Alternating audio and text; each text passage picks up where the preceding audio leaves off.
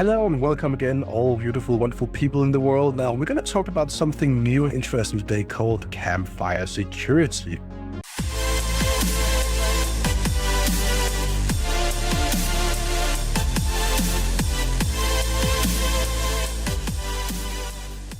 Welcome to Campfire Security, the self-study platform where learning meets hands-on experience. Choose from a wide variety of expertly designed courses. Choose the path that fits you best. Free access. Jump in with selected courses and 60 minutes daily in the Hacker Lab. Monthly access. Go unlimited. Month to month. No strings attached. Yearly access. Get 2 months free when you commit to the full experience. Subscribe for only 199 DKK with discount code of Campfire monthly in mind, or only 1,990 DKK per year with discount code Campfire yearly in mind.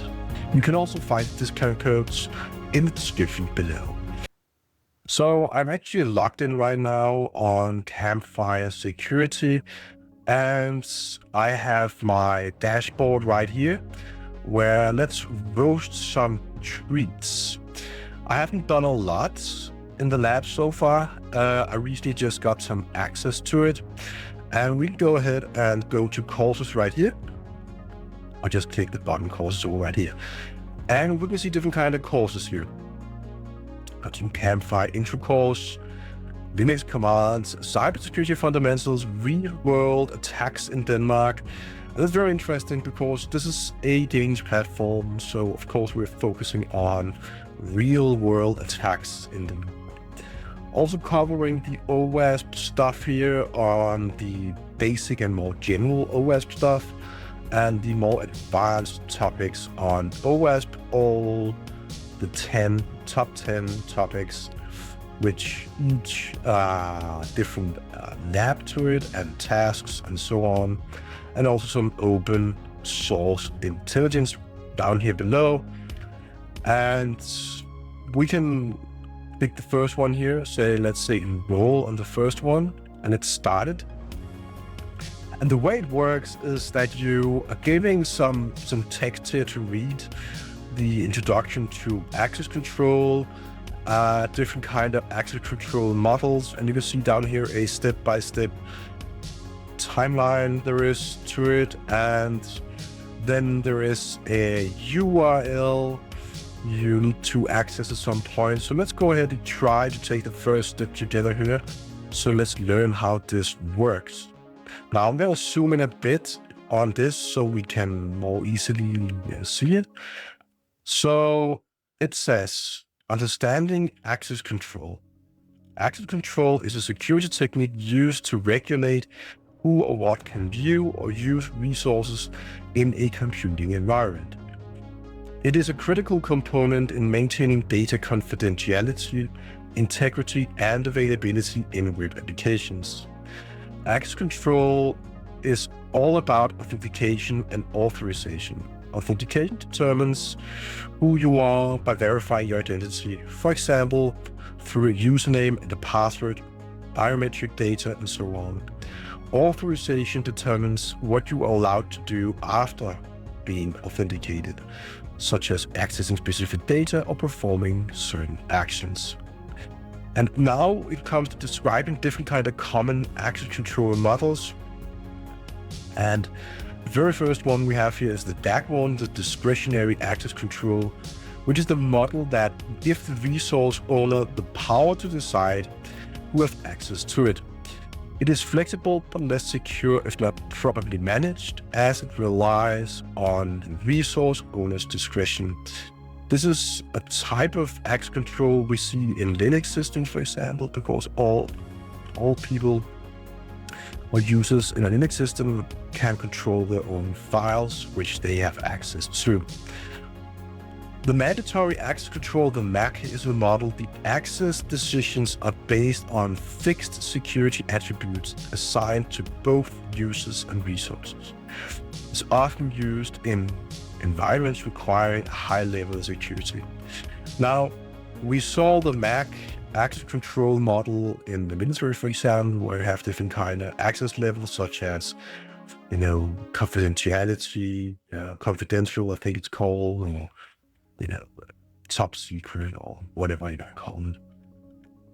And then we have the role-based access control, or the airbag. The access rights are assigned based on roles within an organization, and the users are assigned to these roles.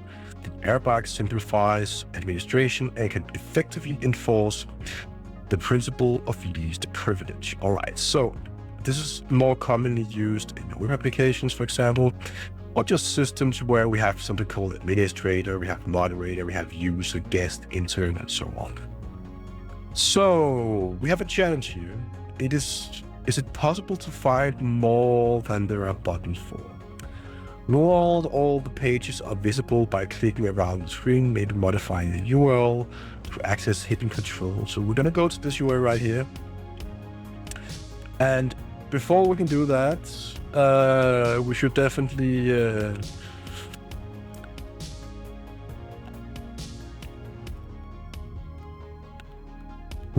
go ahead and create the lab here on the button, create lab. And we're gonna use the lab type called browser lab. If you have a VPN lab, you can use that instead, but we're gonna use the browser lab. Now, while this is starting up, we will pay attention to the flag we need to find right here. So the lab is open right now, and we got 3 hours of open lab time. We can go to the lab settings, and we can see that we have a subnet and the active cores and some hosts already here.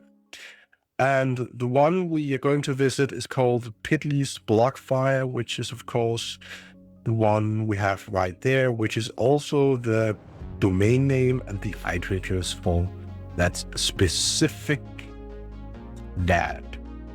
So if you want to reset the VM, you can do it right there and so on.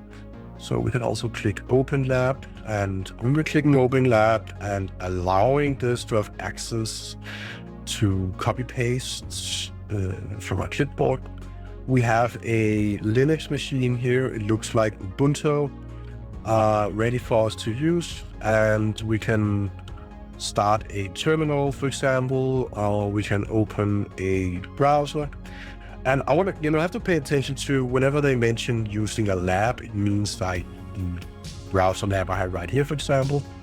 So let's go ahead and copy paste the URL from the task back into the lab and paste that into the browser. Now we're looking at this website right here, and we can see that we can interact with the website as a normal application. And we can also click on the links, and I'm basically just hovering the links right now to get a feel of what is actually a link and what is the URL. I noticed that it says 1 here in the top, and that is probably a resource identifier.